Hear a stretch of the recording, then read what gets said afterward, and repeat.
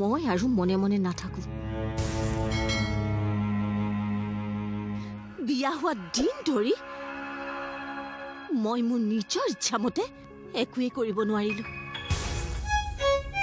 আপুনি যি বিচাৰিছে তেনেকৈ কৰিছো, আপুনি যেনেকৈ চলিব দিছে তেনেকৈ চলিছো। আনকি এতিয়ালৈকে মই নিজৰ অধিকাৰো পোৱা নাই। কিন্তু আজি মই মোৰ সন্তানৰ ওপৰত আপোনাৰ ইচ্ছা অনিচ্ছাৰ ৰাজত্ব চলিবলৈ নিদিওঁ। মাৰ মনত যে মোৰ প্ৰতি ইমান খং আছে মইতো কেতিয়াও কল্পনাই কৰা নাছিলো। মানে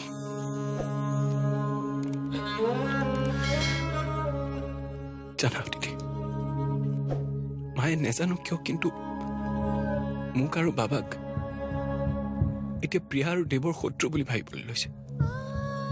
মোক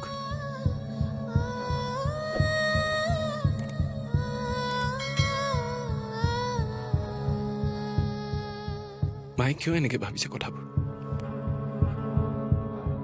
মইতো আজিলৈকে কেতিয়াও তেওঁলোকৰ বেয়া ভবা নাই। মায়ে এনেকে কিয় ক'লে যে মোৰ কাৰণে তেওঁ ভুগিবলগীয়া হৈছে? ইমান প্ৰেছাৰ মই আৰু সহ্য কৰিব নোৱাৰো। মই মৰি থাকিম।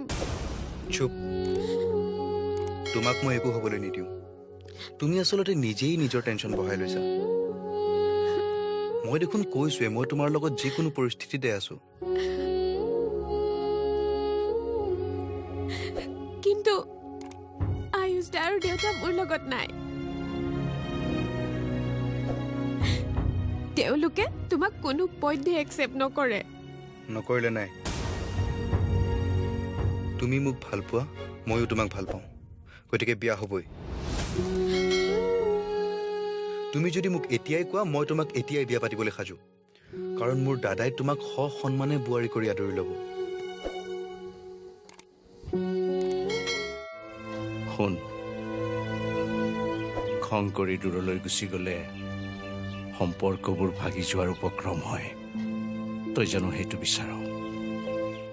ভাই ভনী, ককায়েক ভায়েক এই সকলোবোৰৰ মাজত মতবিৰোধ হ'ব পাৰে। সেই বুলি যদি ইজনে আনজনৰ পৰা আঁতৰি গুচি যায়, ঘৰখন কেনেকৈ চলিব? মই কাৰো ওপৰত খং কৰি থকা নাই বাবা, কিন্তু মোক কোনেও বুজি নোপোৱা হৈছে।